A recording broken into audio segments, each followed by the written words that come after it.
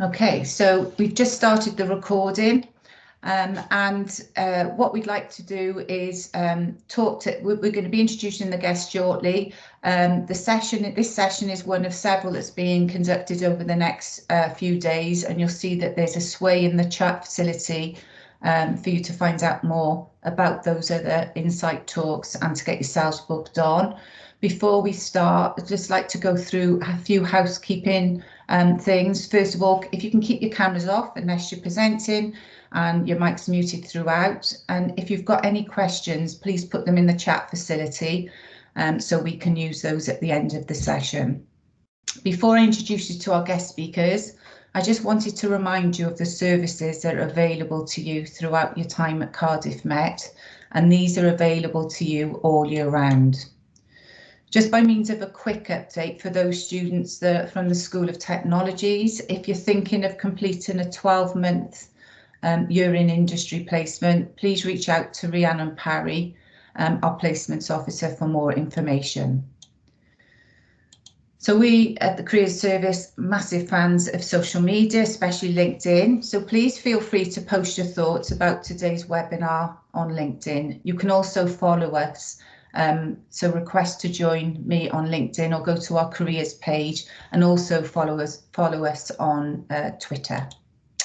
So without further ado, I'd like to introduce you to our panel of guest speakers from Principality Building Society. So we've got Emma Roach, Talent Partner, Julie Starling, Agile Delivery Community of Practice Manager, Ben Trupin, Value Streams Product Owner, Itoro Linney, Data Science and Analytics Manager, and Joe Brettel, Academy Developer. There's plenty of opportunity to ask questions to the panel at the end of the session, so please put your questions in the chat facility where Sarah will collate them ready for the end. I'd like to say a massive thank you to the panel of members for taking the time out of their busy schedule to come and speak to us today. So I'll now hand you over to Emma, sorry. Thanks, Claire. Good afternoon, everybody. It's nice to virtually meet you.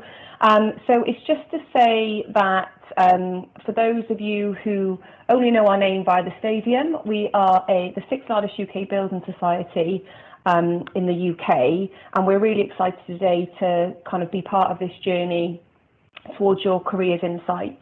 The panel are going to talk to you not only about their own journey to where they are to date in Principality, but how they got there. And really, we're open and looking for questions from anybody here today about how you can work with us, but also get into positions that the panel are in. So I'm now going to hand you over to Julie. Hi, thank you, Emma. Hi, so I don't know if you could click on the slides, please, Claire. I'm Julie Starling, and I am currently an Agile Delivery Community of Practice Manager at Principality. When I graduated with my computer science degree, I didn't really know exactly what I wanted to do, and I actually think that's worked out very helpful for me in my career path. It's meant that I've always explored different opportunities. I've always been really honest with myself when I felt like something wasn't a good fit or if I needed a new challenge. And also some of the roles I've done didn't even exist back when I was leaving uni. So when I left university, I applied for a variety of roles, and I ended up as in a job as an IT technician at a security company. And I did work relating to technical support and networks. I knew pretty quickly this wasn't a good fit for me, but what I did take from that is like I learned what didn't interest me, and I made great connections along the way, and I got some good experience on my CV.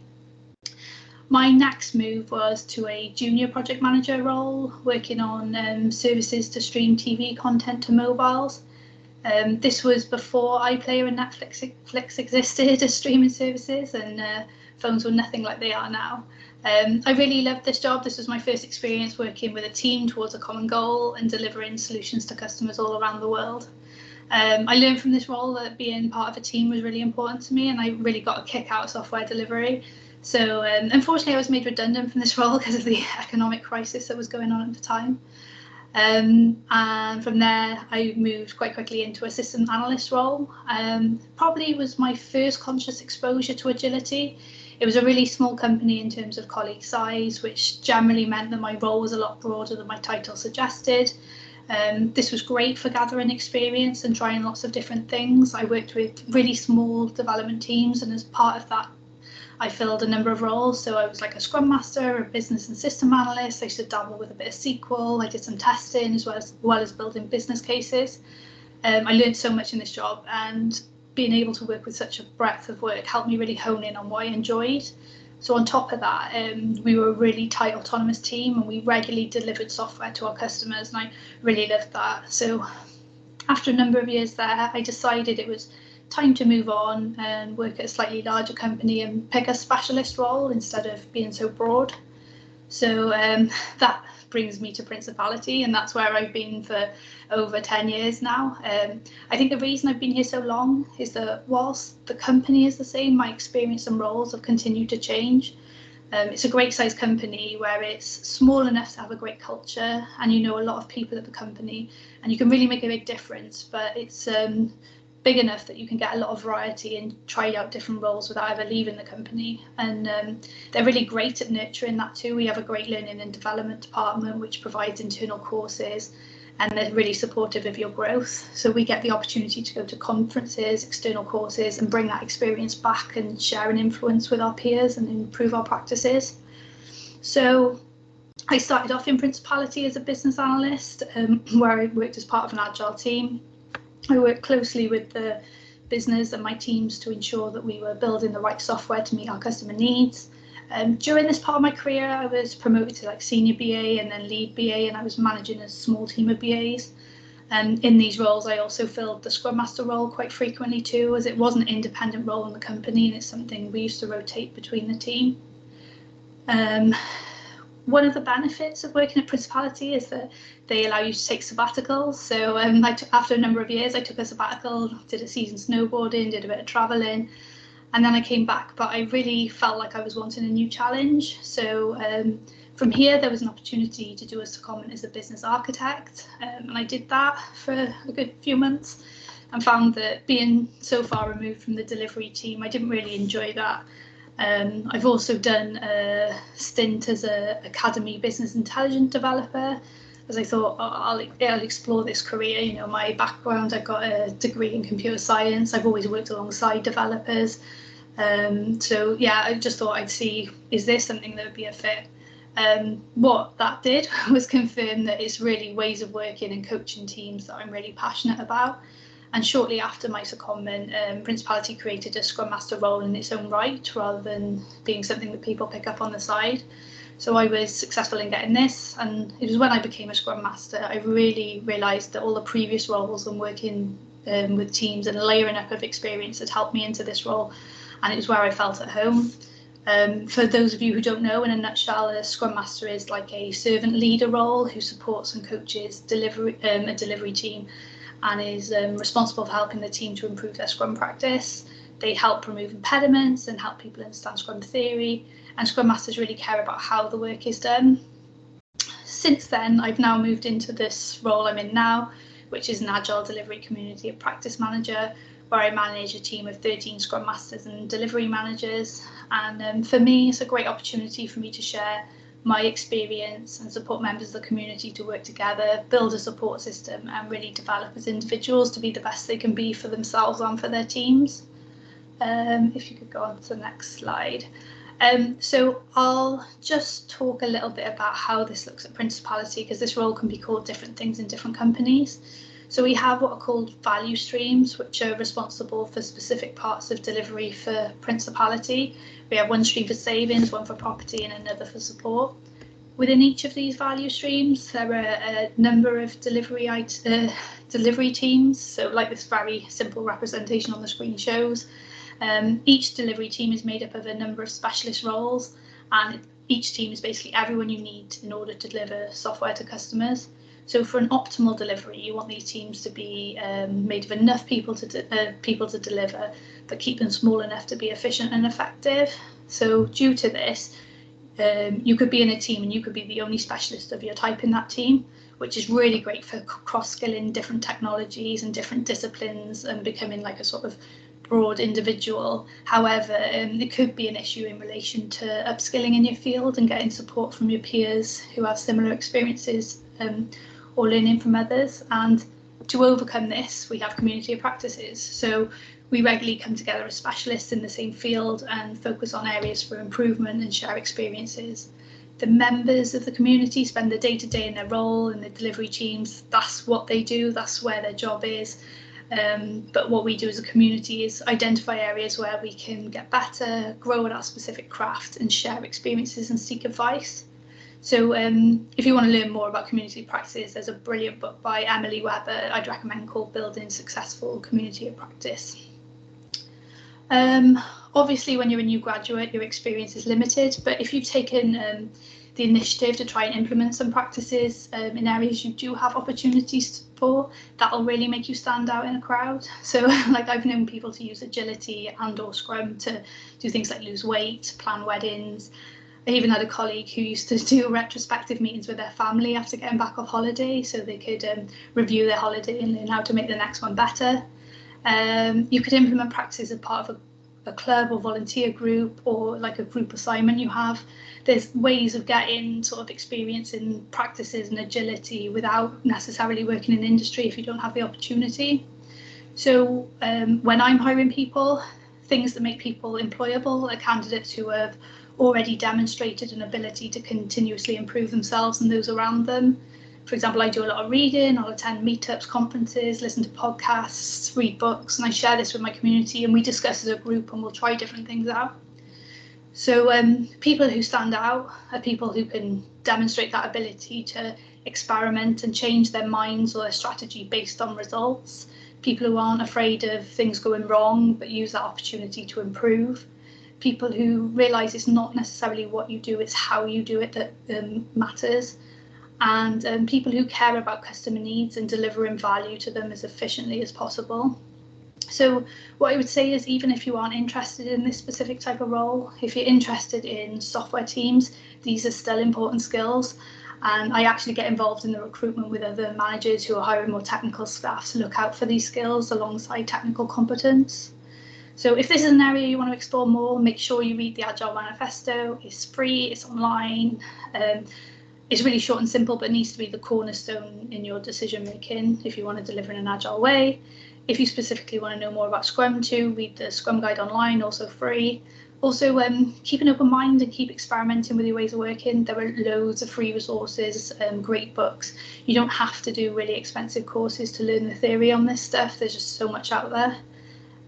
So what I would say is your career is a huge part of your life. So there's plenty of time to change your mind and pivot as you go. So just take all the opportunities you can get and learn from them. And that's it from me. Thank you for taking the time to listen to me, and I will pass you on to Ben now. Thanks, Julie. Thanks, Judy. Afternoon, everyone. I'll just start. Claire, can you hear me okay? I can. Excellent. And I'll say good afternoon to everyone. Thanks for inviting us here to start with, to give us the opportunity to talk to you all this afternoon. I guess we've got a mix of people on various technology courses and possibly doing some management modules too. And thinking about, your career and where you want to go, it's a great opportunity for us as an organisation to come and talk to you. And I guess I reflected, even just seeing the introductory slides there, that we've got a handful of us here today. We've all got different job titles and they're all quite confusing, which led me nicely to my next slide, please, Claire, as I do my best Professor Chris Whitty. So thinking about coming to talk to you at a university, I thought that I'd start with the tube map. And why have I started there? Well, careers aren't really linear. And I was trying to think of a way of bringing this to life for you all. And whether it's in technology, whether it's in other disciplines, there are very many different routes and very many different role titles that you can have along the way. Sometimes you may jump a stop. Sometimes you may change lanes. and start in one career and move to another. And really, this is why, you know, this map as a metaphor really works, because, you know, your career is a journey, and as you go through it, you'll learn different things. You'll learn different things about yourself, and the things that you thought were important at the start may change over time. That might be because of personal circumstances, or it might be because actually you learn more about the job and the organisation, or indeed the world changes. So Julie mentioned a lot there about Agile, and Agile and various methodologies that exist within that is all about how you do change or how you complete projects. And that has changed massively in financial services over particularly the last 5 years, but maybe over the last 10 years too. And so there are some new lines perhaps that are created on this very complex map, you know, as we go through. So what's my journey look like? If we can click on to the next one, please, Claire. So I tried to think about, you know, what mine looked like, and there's lots of names on there that you may recognise, and some that you know, perhaps less so. And I guess, you know, really I've had the opportunity to do to sit in a number of roles in a number of different organisations, whether that was permanently employed as a consultant and working with particular brands. But the one thing that you will see on there is that a lot of that has been in financial services, and that's firmly where Principality sits. So I guess the next question is, in terms of technology, how does that fit, particularly, you know, with banks and building societies? And the simple part of that is, increasingly, financial service companies are technology companies. We have to master the technology that's available in order to provide the right products and the right services and the right ability for customers and, in our case, members, to be able to work with us. That might be because they want to open bank accounts or savings accounts online. It might be because they want to service them.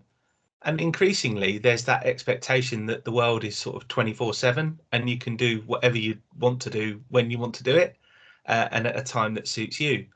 And so as a result, really, the emphasis is on those financial service companies to, you know, to keep up and to provide the services that its customers really want.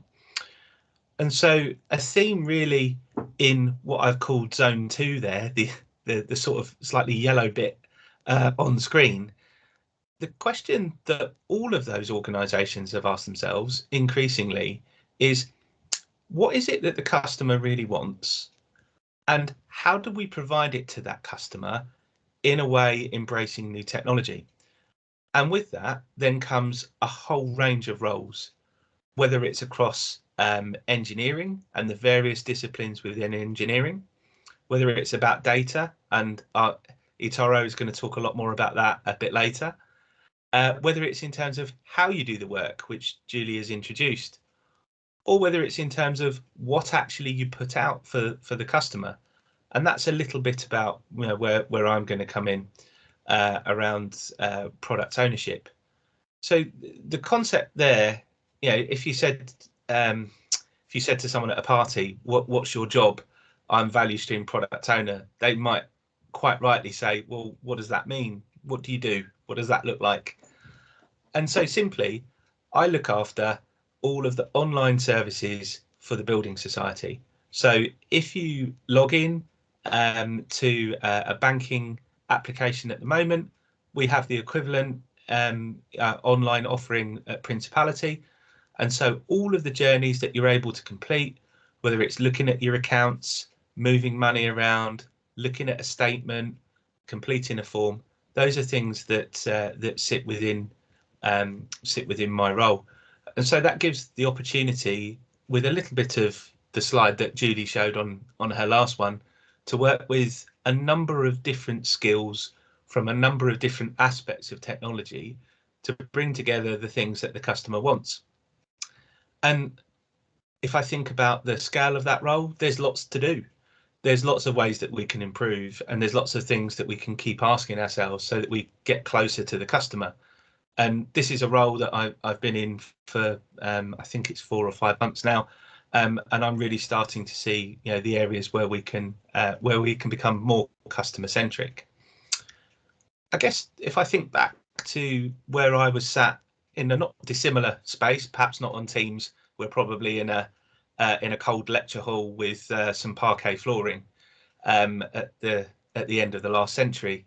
But the thing that I wouldn't lose sight of for you all as you go through your careers is that what you do during the day doesn't necessarily define what you do outside of work. And I've got that kind of branch dotted line there.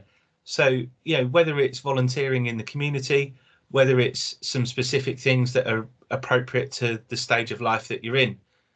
Recently, I've become a governor for where my children go to school. And the skills that you pick up from the day job are things that you can apply, you know, outside. And I guess particularly as you start to embark upon your careers, have a think about those outside of academia areas where you volunteered, where you've held roles, where you've developed really important skills that you can bring to employers. And I'm conscious of time, so keen to keep some time back for you all to ask questions at the end. So at this point, I'm going to pass on, and hopefully, I know we've got 1 or 2 technology challenges, but hopefully I'm passing on to Itoro, who can hear me. Hi, yeah, Ben, I can hear you. Hopefully you can all see and hear me. All good? We can. Thanks, Itoro. Fabulous. Okay, Claire, we just click next. So yeah, hi everybody. I'm Itoro. I lead our data science and analytics team at Principality, and also part-time I'm carrying out a PhD at King's. So what are my main role at Principality is essentially, 1, recruiting great analysts, so going out and finding those like you who have like a background in tech and things like that to bring you into the organization. But also, what is the analytics team there for? We're there to kind of guide the organization, to help them to kind of make a decision based off of insight and not just like kind of like a guess, right? So we are there to do all the analysis, to guide them, to advise the organization on what they do. So we're really quite important to kind of help organizations go where they need to be. Work-wise, if you just click through, just to let you know, I can't see the slides, but if you just kind of click through to then a bit about my kind of work. I started off life as an engineer, so back in the day, quite a long time ago now. And when I was an engineer, I never thought, I couldn't see that role would kind of lead me into the kind of job, the role that I am in right now. But a lot of that role was kind of based off of like working out when things don't, when things haven't gone to when things haven't worked out how we expected them to, finding out what's gone wrong and working with others to kind of implement a change that would then rectify whatever had gone wrong. And after that, I moved into an insights kind of analyst role for an insurer, and then that kind of led me into the role where I'm in now at Principality. From an academic point of view, just to kind of give you a bit of insight, I started off with a bachelor's in electronic engineering, and then later on I kind of did like an analytical MSc, and as I said earlier, right now I'm carrying out a PhD in looking at ethical AI, artificial intelligence. So if you just click through to the next slide, please, Claire, there is a chart Hopefully you can all see that. And that's just some charts I've kind of looked up on the internet and found. But essentially, what that kind of shows us is where the world is kind of moving to. And what that chart is showing is the volume of information, data that is being generated in the world annually. And the interesting thing with that is, you can see it has that exponential kind of trend where it's going up rapidly. And this is what we see across all organizations and all industries. There is a huge amount of information out there. And what we need is to kind of convert that into insight so that organizations know what a consumer needs and how to act on that to build the right things for what a consumer wants and needs at that point in time. So essentially, this is where we actually come in, the analysts and the analytical teams. It's our job, our remit, to convert all this data into insights to help the organization. So we work very closely with our data engineering teams, whose role it is to kind of transport this data from where it originates to where it can live. Then the analysts and people like me and my team can access it and apply all the advanced analytics to kind of help convert that into insights. It's a growing industry. A lot of CEOs and leaders are understanding much more that this is where they need to be. This is what will give them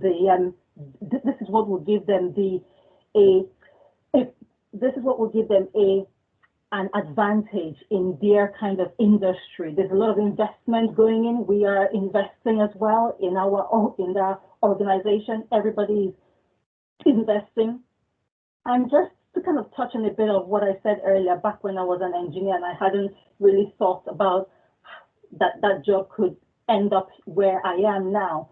It's a case of the world is advancing and changing so much. A lot of jobs that will exist down the line probably don't even exist now. So focus on what you're learning, focus on what kind in understanding why and what, and that will kind of lead you into different roles that probably don't even exist right now. If we just move on then to the next slide, please, Claire. The next slide is kind of looking at, okay, what do we look out for? What's that ideal analyst in the team? So I think I'll kind of start off with the green area over there, which is the technical execution. These are things that you will pick up in your masters, in your undergraduate, so things like how to use R and Python and SQL, exposure to machine learning, AI, and all of that kind of stuff. That's all like the foundational things you would need to get into a role like that. However, in our organization, in Principality, we will teach you those things. So even if you don't have those things, don't kind of exclude yourself. There's always opportunity to kind of move into an area which you do not kind of have that background in. But where you really stand out against other applicants is in what I call the analytical leadership. So that's the blue bit there on the right-hand side. And this is that individual who's willing to learn, who's asking why, or how can I improve this, or what does it mean, or how does it impact other things. The person who is willing to take it that little bit more and ask those provoking questions. That's where you really kind of sell. That's where you really kind of sell yourself amongst others. Also, in our team, our organization, we will give you that kind of pathway to kind of build you up should you want to go into a role which is like management or leadership, a role like mine where you're kind of leading a team of analysts. There are lots of options available. So if you just move on to the next slide, please, Claire. I think this is my last slide, which is essentially the tips, what you should be doing. Essentially, the key thing is that willingness to learn. I've already said it quite a few times. What the world looks like now will change. That is the only thing that is definite change, So it's not about what you know now, but it's that individual who's got that curiosity, that willingness to learn, because where you'll be in 5 years' time, you'll have to learn newer and newer things. And that's what employers, that's what we kind of look out for. try and get out there, work with others, try to gain more like leadership experience, network with others, reach out to me. I'm on LinkedIn and all whatnot. You've got my email on there. But yeah, I think that's where I'm going to park it just for time reasons. But thank you. I think I'm going to hand over now to Joel. Yeah, let's turn that on. Hi all. So I'm a bit more, I've more recently graduated, so I'm a bit more towards your level, I guess. So I studied economics, bachelor's and master's level, and after finishing, I started applying for like economist roles, consultant roles, as I wanted to get into the financial world, and obviously I enjoyed economics. I specifically enjoyed the statistical modules in economics, which led me to apply stuff like data type roles. But then obviously COVID hit in the first lockdown. I got a job. Sorry, Claire, can you just move on to the next thing to show my my whole timeline? I got a job at Morrison's where I worked for 6 months just stocking shelves, and I will say obviously doing this is better than an empty spot on your CV for any employer really. I then managed to land a data and AI grad scheme, so starting January of last year, I spent 8 months completing a postgraduate diploma on data and AI, whilst also working full time for Principality, working with data, systems, business processes, and this included being involved in SQL databases and writing scripts to manipulate data, work with key stakeholders, and automate business processes really. So that was a quick run through really, and then we'll get to my current position, which is Academy developer, which is pretty much like a graduate software developer role really. And in simple terms, I help to build and maintain APIs, which are like interfaces that allow two applications to communicate with one another. I create features or fix bugs for customers, and ultimately I have sort of a free reign to learn and develop my skills to be even more valuable to the team and business in the future, which I think is a good touch. A key point I want to make on this is that I secured this job without any computer science background or anything of the like. Just I'd had exposure to languages like Python and R from the data grad scheme, and I got to know the IT department while working here really. And obviously graduate roles are great for this type of thing. So already after only recently graduating, my small career has already switched a couple of times, which will most likely happen to you, like Ben touched upon, until you find it is what you really want to get into. Even getting into business can mean, into a business can mean you can move roles within, like Julie said. And Principality is very good and understanding place to begin a career, really. If you could just move to the next slide, please, Claire.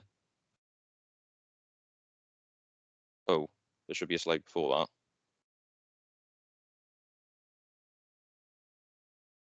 No. Oh, there we are. I don't know how that's there. So for things to do now, obviously I'm just going to give you tips because I've been in your position really. If you're looking at getting into the tech world like we work in, of course, this is dependent on what type of role, but having the mindset to go out and learn things yourself definitely helps. I spend some of my spare time still learning software and data, and that builds my skills then to use in the workplace. Of course, I understand it's difficult at this point to build relationships and network with professionals, but this will help you greatly. Some of you may know One Salting from TikTok, who shares great ways in getting your name out there to hiring managers and other tricks of the trade. And going to any open events can help you meet people from different companies. And I suppose the uni, I suppose this is an open event. These sort of things can help you get your name out there. Don't leave applying for jobs until the last minute. Do so at the earliest possible point. Grad schemes usually close around anywhere by 8-month period from the start to the start date. So you may find it difficult to get your first foot in the door. So applying early helps. And another thing, don't stick to one type of job either. That's something I did, and obviously the wrong thing. You need to sort of broaden your horizons really. So most desirable skills or characteristics, as Itoro said, being keen on continuing to learn and being curious are two crucial characteristics, especially in tech. Changes happening all the time. We need to sort of understand and implement them for the business to function more efficiently. especially in data science and software development, problem solving is a core skill, really. Even knowing how to Google becomes a relevant skill in these sectors. Interpersonal, so the ability to like work with other people well, and communication. Being a part of a team is crucial in most roles, and tuning your senses to communicate with them is very highly valued. I will add on that though, I do work with a mix of like introverts and extroverts. So some communicate more than others. Everyone has sort of different communication styles. Not everyone is comfortable chatting away, and there's always that mixture in every company. So however you are, don't feel it's a hindrance or anything. It's just who you are. And in this new age of working from home, self-management, I find, is a big skill to have. Being able to do your work without like having your manager on your back needing to tell you every so often what you need to do and what your priorities should be is a major skill. Self-sufficiently, in my opinion, is a really top skill. And then finally, with the recruitment sort of tips, as you can imagine, with a lot of interviews being online, it's a lot more comfortable and less stressful than what they used to be in person. With this, I'd recommend trying to gain experience of interviews in general. They're a lot easier to set up now, and the more you do, the better you get at them. As cliche as it sounds, obviously, we've all heard this, do just be yourself. Don't think you need to put on a facade and act super professional and uptight. Of course, in an interview, be professional, but make sure to show your personality as well.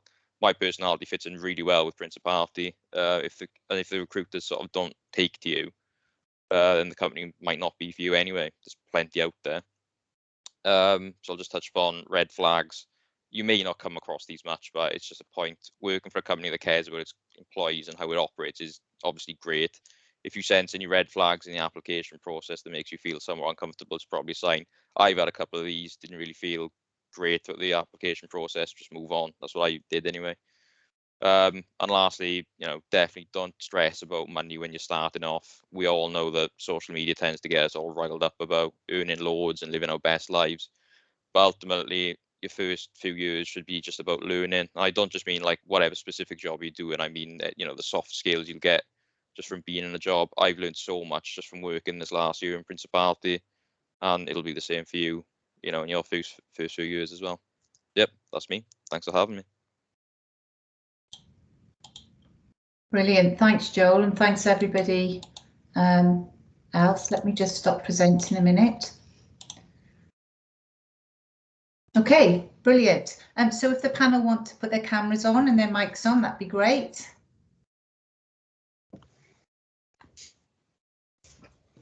And then we'll start asking questions. So over to you, Sarah. Hi, so we've got one question in the chat. Does Principality have a graduate scheme? I'll take that one. We don't have a direct graduate scheme. We work in partnership with a scheme that's outside of what we do. However, we do offer internships, and in universities, I think Rhiannon Parry is your link, which I'm going to link in with her to see other opportunities that we have for maybe a kind of fixed term contract, 12 months placement.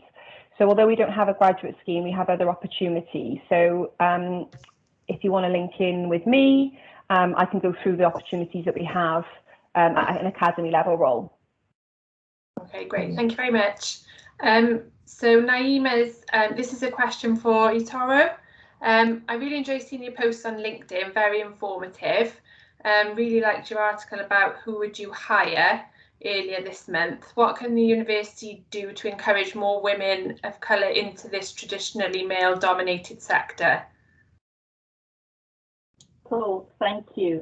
So just to give some context to those who haven't kind of read it, it's kind of an article just trying to highlight the like a presence and of a bias. So there's a lot of work that has been done that shows that in the kind of industry that we are in tech and all this, that there are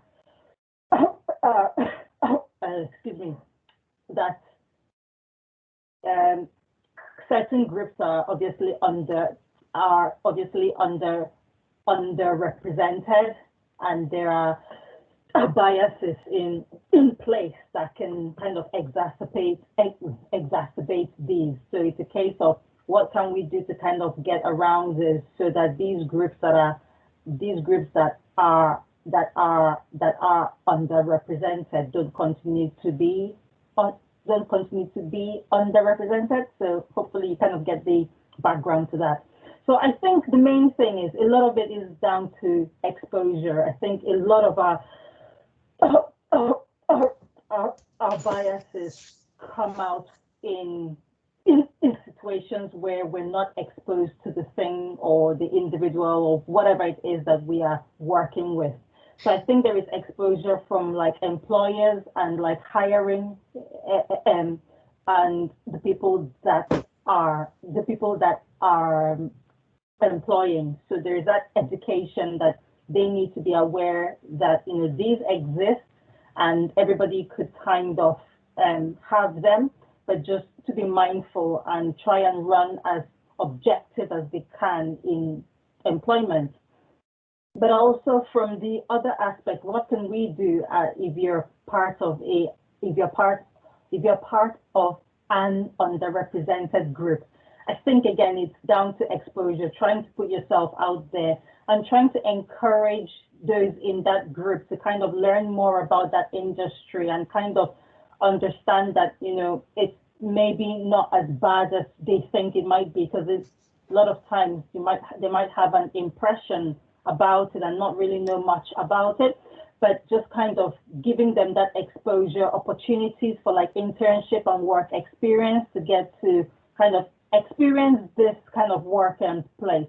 Those kinds of things might actually help them. And it's also to kind of put yourself out there, get on LinkedIn and get to meet other people.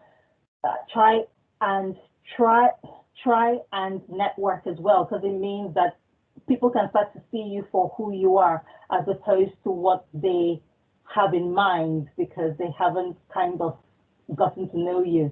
So that's kind of what I would say. Okay, great. Thank you very much for that advice. Thank you. So a question for Julie. Was it intimidating going into a Scrum Master position? It's something I'm interested in, but I've always thought of it as a more senior position. Yes. Well, so what I would say is I was really fortunate in that I quite often did it as a 50-50 role before I got it as a full-time role. So I'd always done it with the comfort of having another role alongside. Still very intimidating to go into. I think a lot of mistakes you see people make is they'll attend all the Agile courses, all the certificates, they'll have like a big long list on their CV, but it's actually the experience you need of working with teams that makes a really big difference. And you see people come in with these certificates and try and tell a team how to work, whereas actually learning a little bit more about people, about, you know, how you work in different situations is really important. It's why when I was talking about my bit, any opportunity you have where you're working as part of a team, you know, there's loads of best practices and skills you can apply to that, and really taking some learnings from that and taking every opportunity where you're working with a group to start applying some practices in a less formal sense will make you feel a lot more comfortable when it comes round to it. And that's not to say it's not a role you couldn't move into, but I think maybe through a sort of academy type route rather than just jumping in. I think it'd be a hard thing to do without having any experience at all, but there are ways of doing that. So like if you, like I know like Ben and Joel were talking about things you do alongside work. If you're in any volunteer groups or anything like that, those are perfect opportunities to actually get some base skills on that type of thing. I hope that answered your question. Go on, Ben. Judy, I was just going to say, would it be okay if I added something from the Scrum Masters that I've worked with that yeah, of course, yeah. helps, gives a bit of flavour to that answer? Because I absolutely endorse all the things that you said there. If I think about those that I've worked with over perhaps the last 8, 9, 10 years, they tend to come from one of a series of backgrounds. You'll get the person that's really really people focused, so they really buy into the servant leadership. They're there to really coach the team, understand the process, and help the team to become the best that it can be. Another background is often someone that's got quite a technical background, so they understand a lot about the work that the team might complete, and so their ability to coach sometimes is actually a little bit less on the process and a little bit more on what actually the work might look like. That's not to say that that's necessarily the core purpose of the role, and Julie can talk about that a bit more, but that is a routine. Another routine that I have seen is someone that really understands the organisation that they're in. So you may have heard role titles like project management office, or program reporting, or places like that. So they're individuals that know a lot of people across the organisation. So when it comes to resolving challenges that the development team have, or the Scrum team have, they know a lot of people, and they're able to pull on various levers across the organisation in order to help the team, in order to help things get resolved. So there's sort of different types of person that have come in. Some people are really rounded, but there's some of the roots in, and perhaps, as you said, Julie, it's something that probably isn't your first stop in the journey. It's probably something that you come to from a very number of different entrance points. Thank you very much. Catherine, did you have a question? Yeah, sorry, Bukola, I'm just jumping in very quickly because I have to dash off to another session. Just to say hello to everyone. My name is Catherine. I'm Associate Dean for Partnerships for the School of Technologies. Firstly, thank you ever so much for coming along today. This has been such an interesting talk, and it's been so nice to hear such a diverse range of experiences. And yeah, there was just such a number of great things coming through that I think are really beneficial for us to hear in the school. You know, Julie, you were talking about all the twists and turns in your journey, and how when you got to the role that you're in now, that really helped inform things going forward. And I think that's it. No learning is ever wasted, and every opportunity we take something from. Ben, I love the use of the tube map. I thought that was fantastic. Yeah, and I thought what was lovely as well was your point about extracurricular activity, thinking about who we are more broadly, and it's our life experiences that shape who we are, not just what we're doing in the workplace. So yes, we're always encouraging students to make sure that they take part in extracurricular activities, and yeah, it's not just about what you learn in the workplace that you bring into your CV, it's who you are as a person, and to seize those opportunities as well. Itoro, I loved your comments about what you were saying about diversity. It is a huge issue within our industry, so that was really good to hear. I really liked what you were saying about that sense of inquiry. The world is changing, not just in technology, but in general, and having that ability to foster a sense of an inquiring mind and to adapt is so important. So we're often reminding students that, yes, it's great that you're learning Java or Python on your course, but it's about that ability to learn and to keep developing yourself as an individual. Joel, thank you ever so much. As a recent graduate, it was good to hear your experiences as well. And those tips were really, really useful. Your point about the red flags, it's about finding an environment that culturally is a good fit for you. And I always try and empower students when they go for interviews by saying, it's a two-way process. You're checking them out as well. So it's about finding the right fit. And yeah, managing expectations when we first graduate, that, if our starting salary or role is not necessarily perfect, it's a step along a long journey, and you never know where you're going to end up, as everybody present here today has illustrated. So thank you ever so much. I'm sorry I have to leave early. I'll leave you all to answer questions, but thank you ever so much once again for coming today. Thanks, Catherine. Cheers. Take care all. Bye-bye. I think we may have a couple of other questions. I think we've got one about as an MBA graduate, they'd like to know what kind of roles would be a good fit at Principality. I think for me, well, I'll just say stuff and anyone else can can kind of add in. I think for me, it's really less about the like academic course or whether it's an MBA. It's more about what do you want to do and what do you want to bring and how inquisitive are you, and how I think it's trying to find what do I enjoy X or Y, because with that, I mean, you could go into anything, HR, you could go into payroll, you could go into operations. You know, there's so many different aspects you could walk into with an MBA. You know, it's a great kind of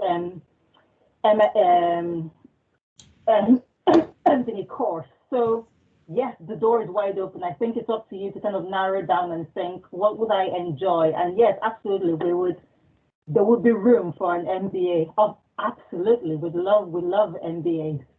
Brilliant. I think I'm just mindful of time now. So I think the one thing that's coming to mind from this presentation is that it sounds like there's some great opportunity at Principality. And I think, Emma, going back to what you said with regards to placements, potential placements, fixed term contracts, I think it'd be really good to engage with Rhiannon Parry. I think she might still be on the call, and certainly, oh, there you are, Rhiannon. Rhiannon, sorry. So yeah, definitely worth linking in with Rhiannon, and I think it'd be good to perhaps share some of the roles that you have coming up that may be suitable for some people graduating in the forthcoming months. Rhiannon, I don't know if you want to just say a few words before we finish, or no, not really. Just no, that was really interesting. And yeah, if you want to make contact with me to share any placement opportunities, yeah, by all means do so. I'll put my email address in the chat as well. But yeah, so I support the School of Technology students who are looking for placement. So yeah, thank you. Thanks, Rhiannon. So big thanks to you for coming along today. Fantastic talk, fantastic engagement. It's been recorded, which is great, so we can share it with other students across the School of Technologies. We will be sharing the presentation with them, and I think if we've got any further questions, mindful of time, then please let me know what those questions are, and I can send them off to the panel at Principality and hopefully get some answers. But unless there's any final questions, we'll say goodbye, and a massive thanks for your time today. Thank you for having us. Thank you. Brilliant. Thanks for having us. It's been a pleasure. Look forward to seeing you again soon. Yeah, always feel free to Thank reach you. out on LinkedIn as well. Thank you. Yeah, all. Julie, if you could Yeah. also just let us have the link to that book that you suggested, that'd be brilliant. Yes. I didn't quite catch that, but I've got it on the recording. But yeah, that'd be really good to look at. I'll put a couple of others in as well. I've got thousands of recommendations. Oh, fantastic. All right, thanks all. Lovely to see you. Bye. Thank you. Thank you. Cheers. Bye. Take care. Bye. Ta-da.